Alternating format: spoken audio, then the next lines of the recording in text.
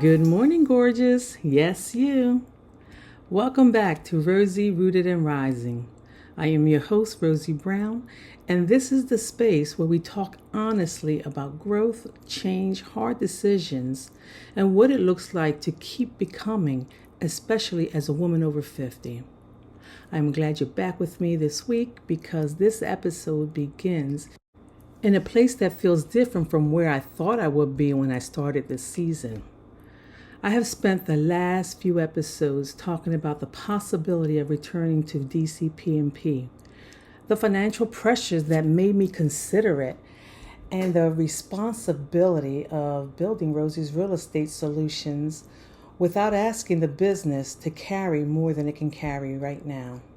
I have been trying to make this decision without turning it into a verdict about who I am, what I believe, or whether I have succeeded and or failed. And just when I thought I had reached a point where I could settle into the decision, I received an update that reminded me the process is still unfolding. Before I tell you what happened, I want to begin with something I did not use in the last episode because it belongs here in this episode. Grief and gratitude can both exist in the same decision. I can be disappointed that the road looks different and grateful that another option is available. I can wish the business had reached a certain point by now and still be proud that I built something real. Mature decisions often hold more than one emotion. I do not need to simplify the experience into either success or failure just because complicated feelings are harder to explain. I am also creating a way to review the decision without obsessing over it. Instead of judging it every day, I can choose a reasonable point to check in with myself. At that time, I can look at my finances, energy, schedule, business activity, and peace of mind. I can ask what is working, what needs adjustment, and whether the arrangement is supporting the purpose for which I chose it. A planned review is very different from questioning myself every time I feel tired or discouraged. That gives me a healthier relationship with change. I'm not locking myself into something forever, but I am also not keeping one foot outside the door. I can commit to the season I am in, learn what it has to teach me, and make future decisions from experience rather than imagination. There is a strength in giving a choice enough time to become real. There is also wisdom in knowing that commitment and flexibility can live in the same life. Success in this season may need a new definition. It may not be measured only by how quickly the business grows or how many hours I can devote to it. It may look like paying my bills without panic, serving the clients I do have with excellence, and continuing to build at a pace that does not require me to sacrifice my well-being. A slower pace is not an empty pace when the work is focused and the foundation is becoming stronger. The first evidence of this decision will show up in ordinary choices. It will be in the calendar I keep, the outreach I complete, the rest I protect, and the promises I stop making when I do not have the capacity to keep them. Big decisions are lived through small habits. I cannot control every result, but I can decide what kind of a woman I will be while the results are still unfolding. I am moving forward with faith and responsibility together. I can trust God while reviewing my finances. I can protect the business while creating stability. I can adjust my pace without abandoning the vision. This decision does not have to explain the rest of my life, and it won't. It only has to help me live this part of it with greater honesty, steadiness, and care. Then I heard from DCPP. The email began with congratulations. It said that I had successfully passed the interview and application process for the Family Service Specialist Trainee title. My name had been added to the active hiring matrix for up to 12 months from the date of the job fest. It explained that I could be contacted by a local office for a meet and greet or an offer of employment as vacancies become available in the counties I selected. And then came the part that required me to slow down and read carefully. Placement on the hiring matrix is not a guarantee of employment.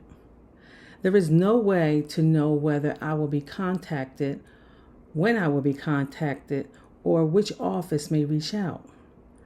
I am not supposed to contact the local offices about the vacancies, and declining any opportunity in one of the counties I selected could remove me from consideration for that county. So I passed the interview process, great, but I do not have a job offer. I made it through one door only to find myself in another waiting room. When I first read the email, I felt relief. Passing the interview mattered to me, especially because returning to DCPP carried so much history. I had wondered whether I would be able to walk back into the environment and speak about my experience without allowing the difficult parts of my past to take over the conversation. I wanted to know whether I could present myself as the woman I am now, not only as the woman who left 5 years ago. Receiving the email told me I had done that. I had shown up prepared, answered the questions, and made it through the process. But relief was not the only feeling. The email did not resolve the uncertainty. It changed the shape of it. Before the interview, I was wondering whether I would pass. Now, I am wondering whether an office will call me. Before, the decision felt like something I might have to make quickly. Now, I could be waiting weeks or months, and there is also the possibility that no offer comes at all. That uncertainty can easily pull me back into the habit of pausing my life while I wait for someone else to decide what happens next. I have done that before. I have allowed a possibility to become so large in my mind that everything already in front of me started to feel temporary. My focus scattered. I stopped giving full attention to the work I could actually do because I was preparing emotionally for something that had not happened. I do not want to repeat that pattern again. Being placed on the hiring matrix is good news. I am grateful for it. It is also only one piece of information. It does not require me to put my business on hold, cancel any plans I've made, or live as though my offer is already on the way. I can remain open to DCPP without arranging my entire life around a phone call that may or may not come. This is where self-leadership becomes practical.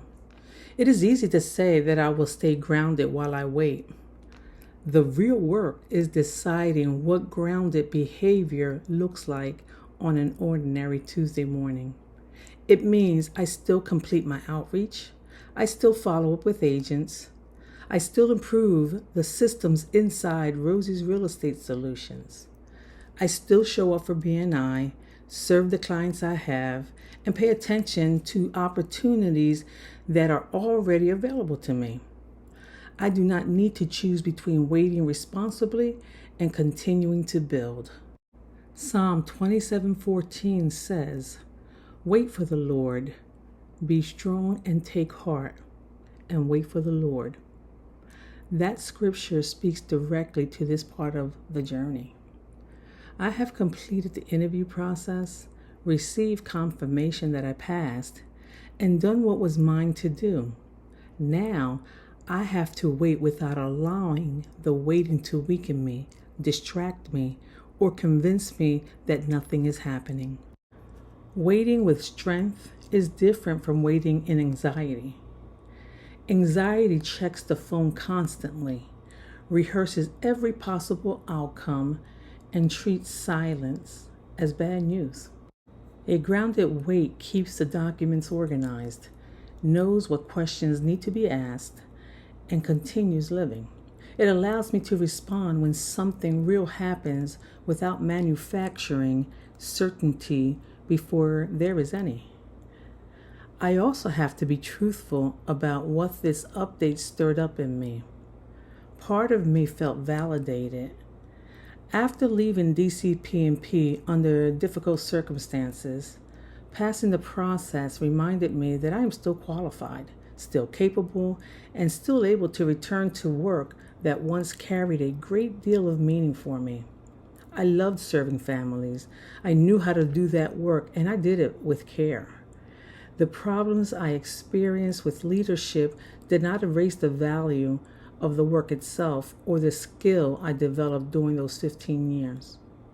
At the same time, being selected for the hiring matrix does not erase why I left.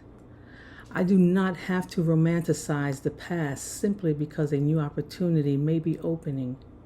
I can respect what I gave, acknowledge what the work taught me, and remember the cost of staying too long in an environment that no longer supported who I was becoming. Returning would require clear eyes, strong boundaries, and a willingness to recognize early when old patterns begin to show themselves. That is one of the biggest differences between the woman who worked there before and the woman who may return now. I am no longer looking for a job to tell me who I am. I am not walking in desperate for approval or trying to prove that I can carry more than everyone else. I know what overfunctioning costs me. I know that being dependable does not mean being endlessly available. I know that serving people well cannot require me to abandon myself in the process. Should an offer come, I will have practical questions to consider. Which office is calling? What would the commute look like? How would the salary and benefits affect my financial stability? What would the schedule require? And what would remain possible for the business? I would also need to pay attention to the environment, the expectations, and whether I can do the work with integrity without falling back into the habits that once exhausted me. Those questions are not signs that I am ungrateful. They are evidence that I have learned to make decisions with my whole life in mind. At this age, I am not interested in saying yes simply because an opportunity appears. I want to understand what the yes will require after the excitement settles. A door opening is important, but it is not the only information that matters. For now, nothing has to be decided. That may be the lesson of this episode. Sometimes we create pressure by trying to make a final decision before life has presented the final facts. I do not have an offer to accept or decline. I have confirmation that I have passed the process and may be contacted. My next step is not to solve the entire future. My next step is to continue building a life that can respond wisely when more information arrives. That means the business still matters today. My finances still need attention today. My health, schedule, clients, relationships, and commitments still deserve care today. The hiring matrix may become part of my next chapter, but it does not get to take possession of the chapter before anything has actually happened. I am learning how to hold possibility without handing it all of my power. I can appreciate the email, celebrate that I passed, and stay open to what may come. I can also return to the work in front of me with a steadier mind. The waiting does not have to become wasted time. It can become a period of preparation, discipline, and clearer observation. Maybe DCPP will call. Maybe the right office will have a vacancy. Maybe I will be offered a position and decide that it supports what I need in this season. There are also other outcomes, and I do not have to fear them. What I know now is that I am capable of facing the decision when it becomes real. I do not need to keep deciding in my imagination every day until then. So this is where I'm leaving it for now. I passed the interview and application process. My name is on the hiring matrix for up to 12 months. I may receive a call and I may not. In the meantime, I am not standing still. I am continuing to build, continuing to pay attention, and continuing to lead myself through the uncertainty with more wisdom than I had before. Until next time, sis y hermana, stay rooted, stay blessed, and keep rising. New episodes every Monday morning. If today's episode resonated with you, follow the show, leave a review, and share with another woman who's rising or someone in your life who needs it. Follow on Spotify or subscribe on YouTube so you don't miss what's next on Rosie, Rooted and Rising.